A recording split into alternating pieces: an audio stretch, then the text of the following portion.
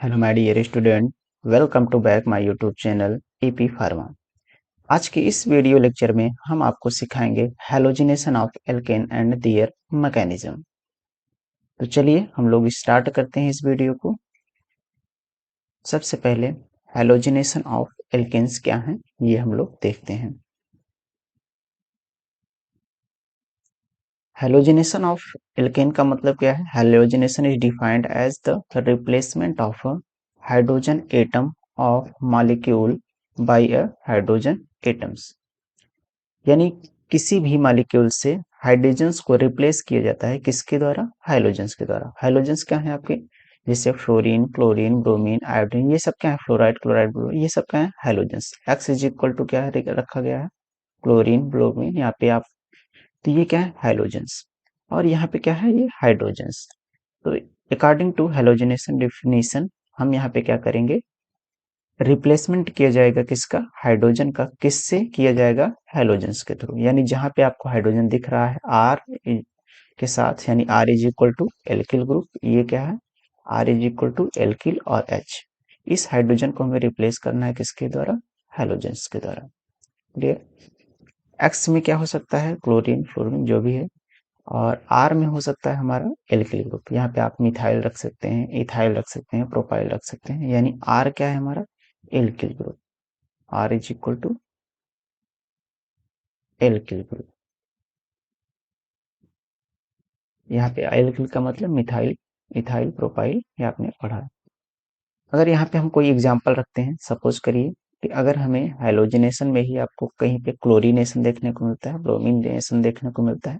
अगर आर के जगह मैं मिथाइल रखता हूँ और यहाँ पे हाइड्रोजन लगा रहने देता हूँ, और हैलोजेंस के में जो भी हम एग्जाम्पल ले रहे हैं वहाँ पे क्लोरीन रख लेते हैं। क्या रख लेते हैं? क्लोरीन। और अब हम इसका रिएक्शन कराते हैं। आर इज इक्वल टू क्या हो जाएगा? CH3। और यक्स की जगह हमने क्या रखा है? क्लोरीन। तो हमने क्या हो जाएगा? Methyl chloride. और यहाँ पे H और X की जगह क्या रखा है? क्लोरीन। तो हमने क्या? HCl। यानी अगर हम मीथेन का क्लोरीनेशन कराएंगे, इस रिएक्शन को अगर नाम दिए जाए तो इसको बोलते हैं क्लोरीनेशन। क्लोरीनेशन। क्लोरीनेशन यानी क्लोरीनेशन। अगर हम यहाँ पे x is equal to chlorine रखते हैं तो ये क्या कहलाएगा? क्लोरीनेशन। अगर यहीं पे हम ब्रोमीन रखते हैं तो क्या कहलाएगा? ब्रोमीनेशन। तो मीथेन का अगर हम क्लोरीनेशन कराएंगे तो क्या बनेगा? Methyl chlorides. तो ये तो था सिंपल हैलोजिनेशन ऑफ एल्केन्स। अब हम लोग इसी हैलोजिनेशन ऑफ रिएक्शंस के मैकेनिज्म पढ़ते हैं, इसी रिएक्शंस के। तो इसका मैकेनिज्म ये क्या लिखा है? This reaction takes place by a free radical. ये इंपॉर्टेंट है। यानी फ्री रेडिकल मैकेनिज्म के थ्रू ये क्या काम करता है? इसका जो रिएक्शन होता है फ्री रेडिकल चेन मैकेनिज्म के थ्रू होता है। और ये 3 स्टेप में होता है। और ये तीनों स्टेप में सबसे पहला है चेन इनिशिएशन, दूसरा चेन प्रोपगेशन और तीसरा है चेन टर्मिनेशन। ये 3 स्टेप्स में आपका फ्री रेडिकल मैकेनिज्म पूरा होता है हैलोजिनेशंस का।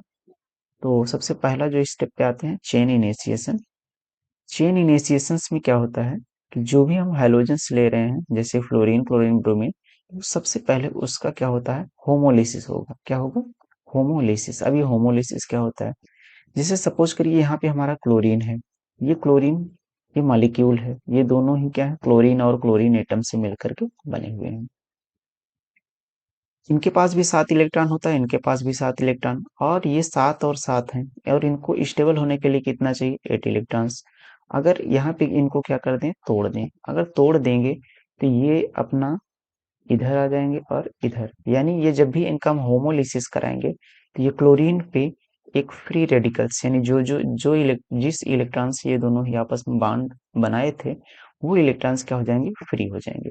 आप जानते हैं कि किसी भी बॉन्ड के बनने के लिए मिनिमम आपका 2 इलेक्ट्रॉन चाहिए, यानी 2 इलेक्ट्रॉन्स रहेंगे तभी आपका बॉन्ड बन सकता है। तो जब हम बॉन्ड को ब्रेक करेंगे तो यहाँ पे एक इलेक्ट्रॉन इधर, एक इलेक्ट्रॉन इधर, यानी अनपेयर्ड इलेक्ट्रॉन जो होते हैं वही फ्री रेडिकल्स कहलाते हैं। तो वो क्या जनरेट करेंगे? Free radicals. सेम यहाँ पे आप देख लीजिए, ये क्लोरीन है। इसका जब हम फ्री रेडिकल जनरेट करते हैं तो 2 क्लोरीन आपको देखने को मिल रहा है। तो इसको हम बोलते हैं क्लोरीन फ्री रेडिकल्स या क्लोरीन एटम्स कह सकते हैं। ठीक है। तो सबसे पहला जो चेन इनिशिएशन है, इसमें सिर्फ और सिर्फ आपके जो क्लोरीन्स हैं उनका फ्री रेडिकल्स में कन्वर्जन होता है। तो कैसे फ्री रेडिकल में कन्वर्जन हुआ, ये आपने देख लिया। नेक्स्ट आता है चेन प्रोपागेशन। नेक्स्ट स्टेप जो है आपका वो है चेन प्रोपागेशन। और चेन प्रोपागेशन जो है ये आपका 2 स्टेप में कंप्लीट होता है। तो फर्स्ट स्टेप जो है चेन प्रोपागेशन का, इसमें क्या होता है कि जो हमने चेन इनिशिएशंस में, जैसे अभी देखा कि चेन इनिशिएशंस में हम किसका जनरेशन किए, फ्री रेडिकल्स का, क्लोरीन फ्री रेडिकल्स का। अब इसी क्लोरीन फ्री रेडिकल्स का चेन प्रोपागेशन के फर्स्ट स्टेप में मीथेन, और यहाँ पे जैसे अभी आपने देखा कि जो भी हम लोग यहाँ पे रिएक्शन लिख रहे थे, मीथेन का एग्जांपल ले रहे हैं, क्लोरीनेशंस का एग्जांपल लेके हम लोग इसका मैकेनिज्म कर रहे हैं, और उस क्लोरीनेशंस में हम जो भी अ, ये एल्केन्स यूज कर रहे हैं वो सिर्फ मीथेन यूज करके कर रहे हैं। तो अब यहाँ पे आ जाते हैं। यहाँ पे सबसे पहले मैंने कहा कि फ्री रेडिकल्स का जनरेशन हो गया क्लोरीन का। अब वो जो फ्री रेडिकल क्लोरीन है, अब वो अटैक करेगा किस पे, मीथेन। तो यहाँ पे देख सकते हैं कि the chlorine atoms produced in the chain initiation, यानी पहले स्टेप में जो प्रोड्यूस्ड हुआ, attack on methane and form methyl radicals. ये अब अटैक करेगा किस पे, ये ब्रेक होगा ऐसे इस साइड से और इस साइड से, और ये अटैक करेगा इस पे। यानी जब ये ब्रेक होगा तो ये मिथाइल फ्री रेडिकल्स देगा और एच फ्री रेडिकल्स देगा। तो ये क्लोरीन अटैक करेगा किस पे, हाइड्रोजन पे, और क्या बना लेगा, Cl, और हमारा जो मिथाइल है वो फ्री रेडिकल्स के फॉर्म में जनरेट हो जाएगा।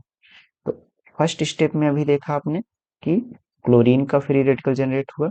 सेकेंड स्टेप के फर्स्ट पॉइंट में आपने देखा कि मिथाइल का फ्री रेडिकल्स जनरेट हुआ। इसको बोलते हैं मिथाइल फ्री रेडिकल,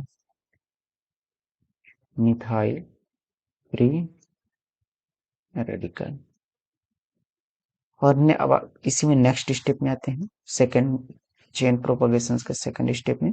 यहाँ पे क्या होगा कि जो हमने फर्स्ट स्टेप में मिथाइल का जो फ्री रेडिकल्स जनरेट किया है, उस फ्री रेडिकल्स का क्लोरीन पे हम लोग क्या कराएंगे, अटैक कराएंगे। यानी the methyl radicals attack on and other chlorine molecules to form a methyl chloride and other chlorine atoms या and other chlorine free radicals। तो अब इसका हम अटैक किस पे करा देंगे, क्लोरीन पे। जब हम अटैक कराएंगे तो ये ऑलरेडी किस में टूटेगा और ये अटैक करेगा इस पे। तो ये फ्री रेडिकल्स है, ये क्लोरीन के पास अटैक करेगा तो क्या बना लेगा, मिथाइल क्लोराइड। और दूसरा वाला जो क्लोरीन है ये फ्री हो जाएगा और ये फ्री रेडिकल्स के फॉर्म में जनरेट हो जाएगा। तो हमारा अभी बनाना क्या था, मिथाइल क्लोराइड्स। अभी आप पीछे जाके देख सकते हैं कि जब हम मिथाइल मीथेन का क्लोरीनेशन कराते हैं तो हमें क्या प्रोडक्ट के रूप में बनना है, मिथाइल क्लोराइड्स। तो हमारा यहाँ पे सेकंड स्टेप में आपका क्या बन गया, मिथाइल क्लोराइड्स।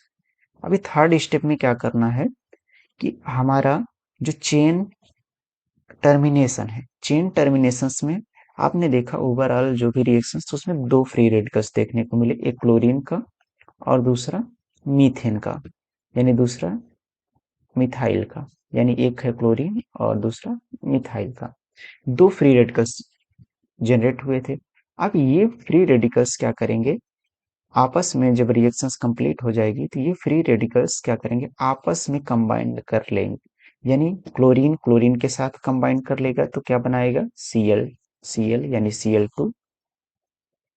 और ये मिथाइल और क्लोरीन का जब आपस में मिलेंगे टर्मिनेशन होगा तो यहाँ पे मिथाइल क्लोराइड बना लेंगे, और यहाँ पे मीथेन मीथेन। यानी हम कह सकते हैं कि जो भी हमारे फ्री रेडिकल्स हैं वो आपस में मिलके क्लोरीन बना लेंगे, आपस में मिलके इथेन बना लेंगे, और एक दूसरे के अपोजिट भी मिलके ये मिथाइल क्लोराइड्स जो बचेगा वो बना लेंगे। तो इस तरीके से हमारा ये हेलोजिनेशन ऑफ एल्केन्स का मैकेनिज्म पूरा होता है। तो आई होप ये लेक्चर्स आपके लिए बहुत ही हेल्पफुल रहा होगा। तो इसी तरह के लेक्चर्स या इसी तरह की वीडियोस को देखने के लिए इस चैनल को सबसे पहले आप सब्सक्राइब कर लें, वीडियो को लाइक कर लें और बेल आइकन को प्रेस करना ना भूलें, ताकि आपको आने वाले हमारे हर वीडियोज का नोटिफिकेशंस मिलता रहे। तो मिलते हैं नेक्स्ट लेक्चर के साथ नेक्स्ट वीडियो में, तब तक के लिए नमस्कार।